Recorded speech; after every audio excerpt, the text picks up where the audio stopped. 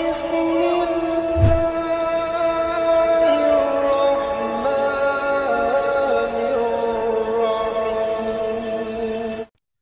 Assalamualaikum warahmatullahi wabarakatuh. Bismillahirrahmanirrahim. Alhamdulillahirabbil alamin. Assalatu wassalamu ala asrofil anbiya'i wal mursalin Sayyidina Muhammadin wa ala alihi wa sahbihi ajma'in. Sahabatku kaum muslimin rahimakumullah. Ada satu amalan yang apabila kita istiqomah melaksanakannya, maka kita akan terhindar dari api neraka dan terbebas dari sifat kemunafikan. Amalan apakah itu? Untuk penjelasannya, mari kita dengarkan tausiah dari guru kita, Syekh Ali Jaber. Bapa di saf pertama sudah bertahun-tahun menjaga. Dia cinta saf pertama. Jangankan saf pertama saja dia cinta. Dia tidak pernah terlewat takbiratul ihram sama imam. Sebagaimana di hadis yang diriwayatkan Imam Tirmizi, "Man shalla 40 yawman la tafutu takbiratul ihram kutibat lahu bara'atan." Barang siapa yang salat 40 hari tidak terlepas takbiratul ihram, tidak tertinggal. Imam Allahu Akbar, dia sudah standby Allahu Akbar. Selama berapa hari? 40 hari. Berarti 200 kali salat. Apa yang dia dapat? Dapat kebebasan dari neraka dan dari kemunafikan. Dan hal ini orang munafik tidak bisa. Makanya saya suruh mendorong jamaah, kalau mau tahu dirinya mukmin atau munafik, kira-kira gimana posisinya salat, khususnya takbiratul ihram. Suka dijaga atau tidak apa-apa sering masbuk? Nah, beda. Yang sering masbuk beda sama orang yang datang lebih awal. Tak mungkin sama di sisi Allah. Wallahi beda. Allah Maha Adil. Semua masuk surga insya Allah kita bersama-sama, itu karena karunia dan rahmat dari Allah. Tapi di dalam surga, tingkatan dalam surga itu masing-masing tergantung amal. Masuk surga, tingkatannya ada yang di bawah, ada yang di tengah, ada yang di atas, paling atas bersama Nabi, bersama para sahabat, bersama waliullah, orang salih. Tidak mungkin sama, itu tergantung amalannya. Sejauh mana yang tahajud, sunnah qabliyah ba'diyah, salat duha, puasa Senin Kamis, menjaga bacaan Al-Quran, tak mungkin sama orang yang malas. Walaupun sama-sama masuk surga, kalau Allah berikan karunia dua-duanya masuk surga, tapi ada yang masuk surga tapi mampir dulu. Mau enggak mampir dulu? Hah? Mampir kemana? Ya neraka. La haula wala quwwata illa billah. Jadi bapa itu menjaga saf pertama, tidak pernah melepas. Bertahun-tahun terdengar sampai ke kuping dia. Subhanallah, bapa itu luar biasa. Kami kenal sudah lama. Dia masih bertahan, kuat. Saf pertama selalu, tidak pernah telat. Kalau dia tidak ada di saf pertama, pasti dia lagi sakit atau keluar kota. Dia mendengar di kupingnya, merasa tidak enak. Perasaannya tidak enak.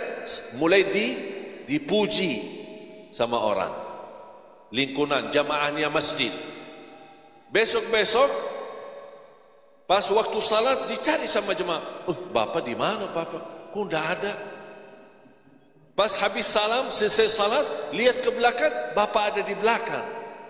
Kok bapak kenapa ke belakang? Oh, dah enak. Perasaannya dah enak, selama ini saya jaga lillahi ta'ala, malah orang-orang puji saya. Akhirnya saya mundur ke belakang, itu riya. Itu riya. Karena dia menamalkan awalnya karena siapa? Dia saf pertama lillahi ta'ala, dia tidak harap dipuji. Walaupun dipuji, dia tidak peduli. Walaupun dipuji, dia tidak, tetap komitmen, tetap istiqamah, menamalkan, hanya menjaga hati dan menjaga perasaannya supaya tetap lillahi ta'ala. Makanya ulama berkata, jaga ikhlas di awal amal, di pertengahan amal dan di akhir amal. Mungkin dimulai di awal dengan baik, di pertengahan namanya manusia, ada ujian, ada bangga diri, ada hal-hal yang bisa merusak ikhlas kita. Hati-hati kita jaga. Nanti saya kasih doanya bagaimana supaya Allah lindungi kita dari sifat riya dan terjaga ikhlas kita lillahi ta'ala. Jadi ketika bapa mundur di saf belakang karena dipuji, dia meninggalkan kebaikan. Kan saf pertama sesuatu kebaikan, dia mundur ke belakang, mundur dan dia tinggalkan kebaikan tersebut, itu namanya riya. Terus kalau ada orang saya mau di saf pertama, tapi Allah tahu niatnya dia melakukan ini supaya mau jadi ketua masjid.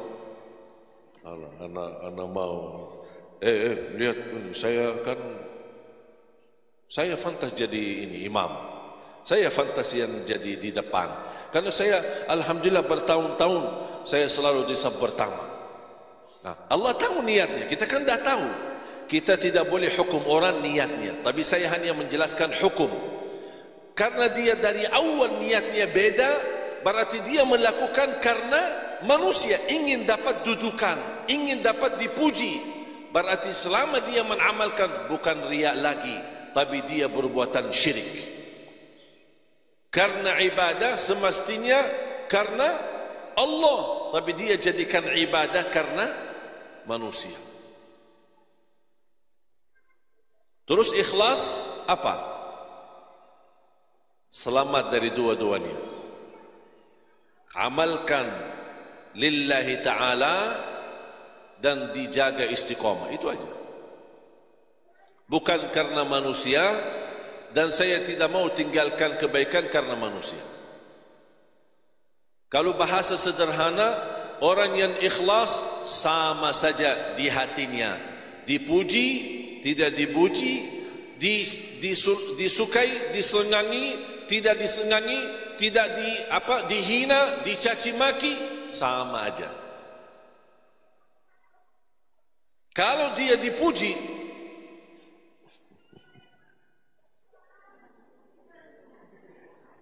senang dia, hatinya senang, merasa bangga, itu berarti hati-hati. Kalau pas dihina, dicaci maki, tersinggung, keras, sakit hatinya, oh hati-hati, berarti dia sensitif, jauh dari ikhlas. Kalau orang yang ikhlas tidak peduli, tidak peduli. Yang hanya dia pedulikan adalah Allah senang. Kalau Allah senang, aku dah peduli. Makanya ketika ada orang bertanya kemarin, aku suka berbuat kebaikan, tapi kenapa teman-teman saya menilai perbuatan saya salah? Saya menjawab, kenapa kamu pusing? Sekarang kamu berkata, saya lakukan kebaikan lillahi ta'ala. Dinilai sama orang lain, nilai yang buruk, atau buruk sangka. Urusan kamu apa? Kenapa kamu pusing fikirin dia? Kalau dia berburuk sangka, tidak usah peduli. Yang penting kamu tahu diri, saya mengamalkan ini karena Allah. Orang lingkungan saya senang, lingkungan saya tidak senang, lingkungan itu mendekat, lingkungan itu menjauh, saya tidak peduli. Biarpun hidup sendiri, tapi amalan saya tahu, ikhlas lillahi ta'ala, tidak usah pedulikan manusia. Faham tak? Jamaah sekalian, hubungan kita sama manusia hanya saling mengisi, saling membagi kebaikan. Tapi kalau urusan kita sama Allah, jangan lipatkan manusia. Kalau ada sesuatu kita sama Allah, jangan mencari ridha manusia. Aku berdakwah, aku ingin mendapatkan masa yang banyak, aku ingin mendapatkan orang memuji cara dakwah saya, ada orang ini. Hati-hati, berarti sudah tergeser dari kebenaran. Jangankan dia jatuh riya, bisa dia jatuh ke dalam syirik. Na'udzubillah min zalik. Ada satu doa di hadis yang sahih yang dibacakan oleh Nabi Muhammad sallallahu alaihi wasallam. Dan menurut saya itu doa memohon berlindungan dari riya. Memohon berlindungan dari riya. Allahumma inni a'udzu bika an usyrika bika syai'an wa ana a'lam wa astaghfiruka lima la a'lam.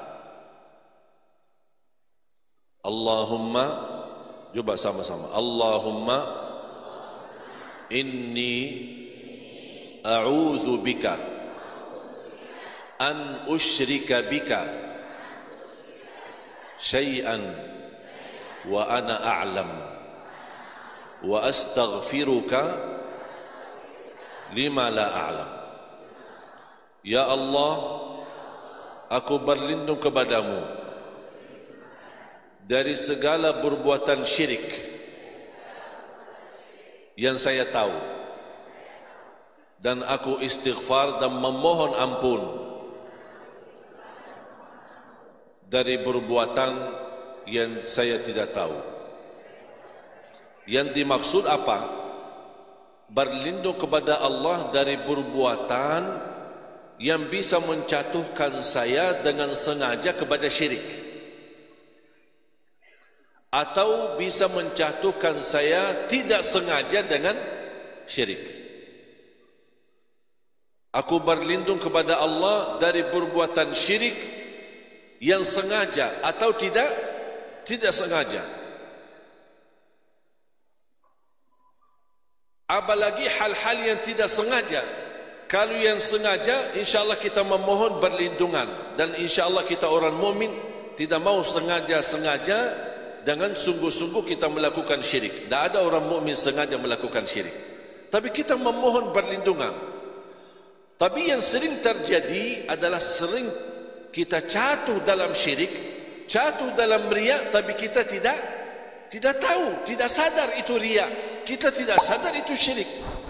Makanya kita memohon istighfar, wa astaghfiruka lima la a'lam, memohon perlindungan Allah Subhanahu wa taala dari perbuatan yang salah, atau salah niat, atau salah berbuat. Allahumma inni a'udzu bika an usyrika bika syai'an wa ana a'lam wa astaghfiruka lima la a'lam. Bisa sebenarnya cari di Google doa berlindungan dari syirik, InsyaAllah keluar hadisnya, riwayatnya. Mudah-mudahan bermanfaat. Doa ya muqallibal qulub tsabbit qalbi ala dinik, yang membola-balik hati, tetapkan hatiku atas agamamu. Ini doa termasuk sangat bagus. Rasulullah SAW sering membaca dan dijaga di dalam salatnya, di dalam sujud. Dan doa dalam sujud kapan saja boleh. Sujud pertama, sujud kedua, sujud rakaat pertama, sujud rakaat kedua, sampai sujud terakhir, semuanya boleh. Selama bersujud bebas berdoa. Tapi kenapa kebanyakan dia doa di sujud terakhir? Mungkin dia khawatir kalau sering doa di setiap sujud, nanti dia salah hitung rakaatnya. Ada orang pas dia bangun dari sujud, karena panjang sujudnya, dia berdiri, aku di rakaat berapa ya? Lupa. Makanya ada usulan dari ulama, jadikan doanya di sujud terakhir, supaya tahu habis itu mau sudah langsung tahiyat dan salam. Tapi boleh enggak saya setiap sujud doa? Boleh. Rasulullah SAW bersabda, aqrab ma yakunul abdu ila rabbi wa huwa sajid. Sebagaimana hadis yang sahih, dekat posisi seorang hamba di sisi Allah, dekat sama Allah ketika dia dalam keadaan sujud. Fa'akthiru minad du'a, barbanyalah doa. Dan saya dorong jamaah untuk berbanyak doa dalam bahasa Arab. Tapi boleh enggak dalam bahasa Indonesia? Boleh. Dalam sujud boleh dalam bahasa Indonesia, kalau kita tidak mampu menghafal doa yang berbahasa Arab. Karena inti daripada doa adalah menggunakan bahasa yang kita fahami. Kalau saya mengerti, misal ya muqallibal qulub tsabbit qalbi ala dinik, ini kan sudah banyak orang tahu. berarti boleh pakai bahasa Arab karena sudah tahu maknanya. Contoh, Rabbana atina fid dunya hasanah wa fil akhirati hasanah wa qina adzabannar. Ini kan bahasa Arab. Faham enggak artinya? Faham, berarti boleh gunakan dalam sujud. Allahumma ighfir li wa liwalidayya warhamhuma kama rabbayani saghira. Ini bahasa Arab, tapi saya sudah faham, berarti boleh digunakan dalam sujud. Tapi ada hajat-hajat, ada curhat, ada ingin mengungkapkan sesuatu, ada masalah yang kita hadapi, tidak faham doa bahasa Arab sesuai hajat kita. Boleh enggak saya gunakan bahasa Indonesia? Boleh gunakan bahasa Indonesia. Yang jelas yang tidak boleh mengganti bahasa adalah tuntunan salatnya. Misal Al-Fatihah, Subhana Rabbiyal Azim dalam ruku', Subhana Rabbiyal A'la dalam sujud, kemudian tahiyat, tidak boleh diganti bahasa. Tapi kalau sudah tunaikan kewajibannya tersebut, selebihnya anda bebas. Tapi saya lebih cenderung kepada doa berbahasa Arab. Kalau memang hafal dan bisa, boleh. Demikian tausiah dari guru kita Syekh Ali Jaber. Semoga bermanfaat dan menambah ilmu untuk kita semua. Wabillahi taufiq wal hidayah. Wassalamualaikum warahmatullahi wabarakatuh.